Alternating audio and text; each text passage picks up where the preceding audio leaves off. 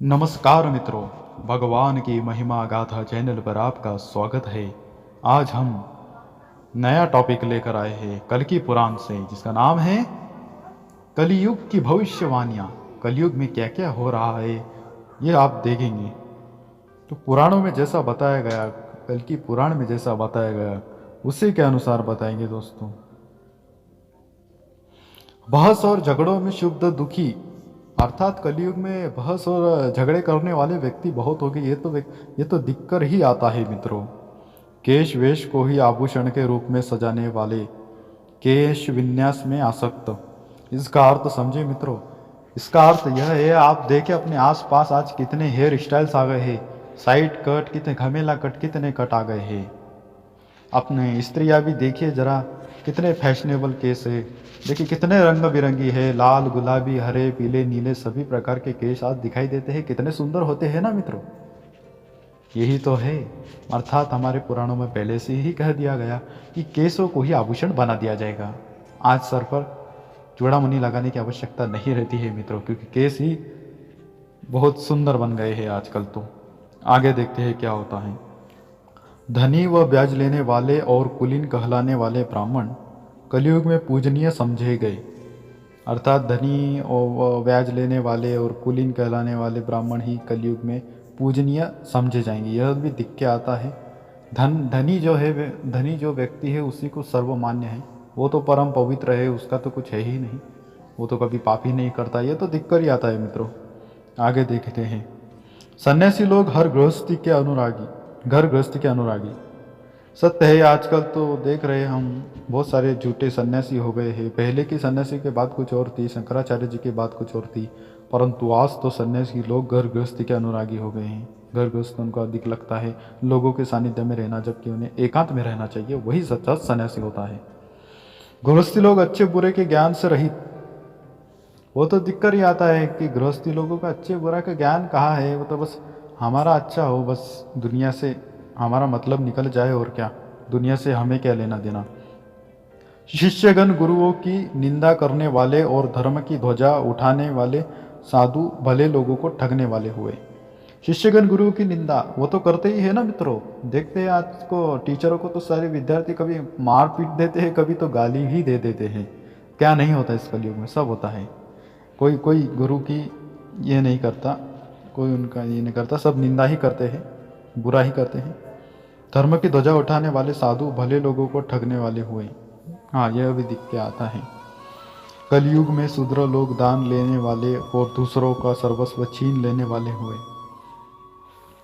हाँ, जैसे कि ब्राह्मण वैश्य शूद्र क्षत्रिय ऐसे चार वर्ण होते हैं, वैसे ही शूद्र का धर्म होता है सेवा करना, परंतु यहाँ दान लेने वाले और दूसरों का सर्वस्व छीन लेने वाले हुए। मतलब इन आगे के जो तीन वर्ण हैं उनका कर्म वे स्वयं करेंगे, ऐसा उनका बोलने का अर्थ है। स्त्री पुरुष की सम्मति ही विवाह समझा स्त्री पुरुष की सम्मति ही विवाह समझा जाने लगा। यह भी सत्य है। स्त्री पुरुष उनके मतलब उनका एक मन है तो ही विवाह हो जाएगा, चाहे वो किसी भी जाति का हो, कोई भी हो, कैसा भी हो, कौन से भी धर्म का हो। बस उनकी सम्मति चाहिए स्त्री पुरुष की। हम कोई भी कहते हैं हम प्रेम करते हैं, हमारा विवाह कर दो, बस। माता पिता की या बड़े बड़ों की कोई सुनने वाला नहीं है, ना ही धर्म की कोई सुनने वाला है।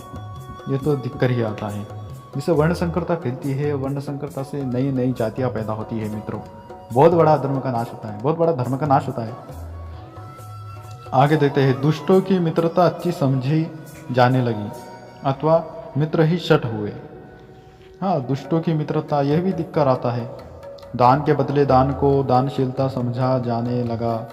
दान के बदले दान, इसका अर्थ है कि दो बदले में कुछ लो और दो, यही दान देने का एक नियम बन जाएगा इस कलयुग में। वो नहीं रहेगा कि एक हाथ छुपा कर रखो तो एक हाथ से दो, दूसरे हाथ से पता भी नहीं चलने दो। आगे देखते हैं। दुर्बल के प्रति उदासीनता दिखाई जाने लगी।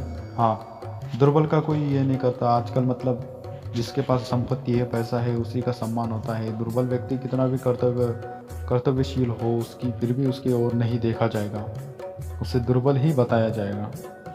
वो कितना भी बोले तो भी फायदा नहीं है। बहुत बोलने वाले लोग ही पंडित कहे जाने लगे।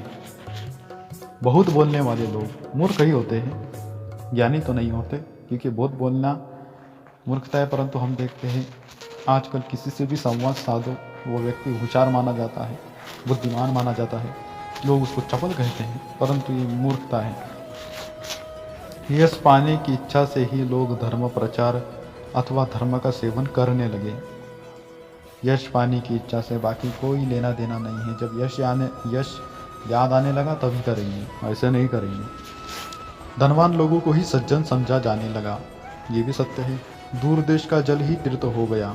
हाँ, अपना तीर्थ तो कुछ काम का नहीं है। दूर लोग, हाँ, विदेश में जो जल है बहुत स्वच्छ है, ऐसा है वैसा है, बहुत अच्छा है, बढ़िया। केवल जनेऊ पहन लेने से ही ब्राह्मणत्व माना जाने लगा और सन्यासी का चिन्ह लक्षण दंड धारण मात्र रह गया। सभी का धर्म नाश हो जाएगा, यह भी दिक्कत आता है। धरती कम अनाज पैदा करने लगी। हाँ, वो तो हो ही रहा है आजकल। खेत की जगह कम पड़ रही है, वहाँ फैक्ट्री आ रही है, अन्न तो कम होगा ही, धरती कम अनाज पैदा करेंगी। इनका बोलने का मतलब यही है। उसके पश्चात क्या है? नदी किनारे अथवा अपना किनारा छोड़कर दूसरे स्थान पर बहने लगी।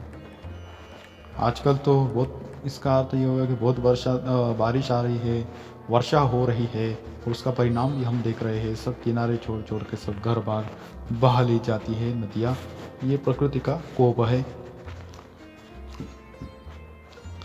स्त्रियां वेश्याओं जैसी बातचीत में सुख समझने लगी और उनका अपने पतियों से प्रेम जाता रहा। ये तो आम बात ही हो गई है मित्रों, इसमें तो कोई संशय ही नहीं। पतियों से प्रेम जाता रहा। पति को कौन भाव देता है आजकल? वो तो दिक्कत ही आता है मित्रों। वो तो एकमात्र मित्र जैसा हो गया है। तो दूसरों के अन्न के लालची ब्राह्मण लोग चंडालों के घरों में यज्ञ कराने लगे। अन्न के लालची लोग, हाँ, वो नहीं देखेंगे कि यह कौन है क्या है, वो बस अपना कर्म करेंगे पैसे प्राप्त करने के लिए, धन प्राप्त करने के लिए। सधवा स्त्री अथवा विधवा वैधव्य का आचरण त्याग कर मनमाना आचरण करने लगी। यह तो मैं मित्र देखता हूँ, आप भी देख ही रहे होंगे कि विधवा होने के पश्चात भी व्यक्ति स्त्रियाँ श्रृंगार कर रही है। वो श्वेत वस्त्र धारण नहीं करती, ना ही उनका भोजन करने का तरीका बदलता है, कुछ भी नहीं बदलता मित्र। वो उसे कुछ नहीं लगता। बादलों ने अखंड खंड वर्षा बरसाने शुरू की। यह भी दिक्कत आता है। वर्षा तो कब भी हो रही है मित्रों, ठंडी में, कहीं भी, गर्मी में, कब भी होती है। धरती कम अनाज पैदा करने वाली हो गई। ये भी होता है। राजा लोग प्रजा को ही खाने लगे और प्रजा करों के बोझ से परेशान हो गई। अब तो हम देख रहे हैं, प्रत्येक वस्तु पर कर है मित्रों। ये तो बढ़ता ही जाएगा, बढ़ता ही जाएगा, अभी तो कुछ भी नहीं है। अभागी प्रजा कष्ट से अत्यंत शुद्ध दुखी होकर कंधे पर बोझ और हाथ गोद में पुत्र लेकर पर्वत और गहन वनों का आश्रय लेने लगी। यह हाल होगा मित्रों, यह हाल होगा अगर ऐसी ही परिस्थिति शुरू रही तो। और भी सुनो, शराब, मांस, मूल व फलों का आहार जीवन का आधार हुआ। शराब, मांस तो बहुत मुख्य है मित्रों। मांस के सिवा किसी का चलता है? मांस तो आजकल सबसे उच्च स्थान पर बैठा है। शाकाहारी चीज़ों को कोई भाव नहीं देता। 75% मांस खाने वाले व्यक्ति है मित्रों।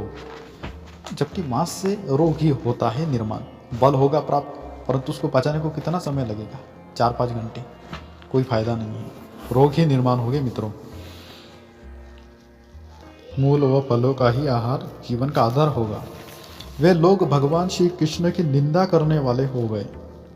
भगवान श्री कृष्ण को तो छोड़िए मित्रों, सभी देवताओं का मजाक उड़ाया जाता है। बॉलीवुड वाले तो सबसे घटिया है। ये तो देवताओं का सबसे अधिक मजाक उड़ाते हैं। बहुत सारे माध्यम बन जाएंगे मित्रों, अभी तो एक माध्यम बना हुआ है। कलयुग के प्रथम चरण में लोगों की यही दशा हुई। कली के दूसरे चरण में लोग भगवान श्री कृष्ण का नाम तक नहीं लेते। दूसरा चरण जब शुरू होगा मित्रों, तो उसमें भगवान का नाम भी नहीं लेंगे कौन। पहले चरण में तो मजाक उड़ाएंगे, नहीं मानेंगे। दूसरे में तो मानना भी बंद कर देंगे, नाम भी नहीं लेंगे। तीसरे चरण में वर्ण संकर संतानों की उत्पत्ति हुई। अर्थात मित्रों, किसी भी धर्म का व्यक्ति किसी भी धर्म के व्यक्ति के साथ विवाह करेगा और उनकी संतान उत्पत्ति होंगी, उसी को वर्ण संकर कहते हैं। किसी भी जाति के साथ किसी भी धर्म के साथ विवाह कर लेना ही वर्ण संकर होता है। तो यही होने वाला है मित्रों।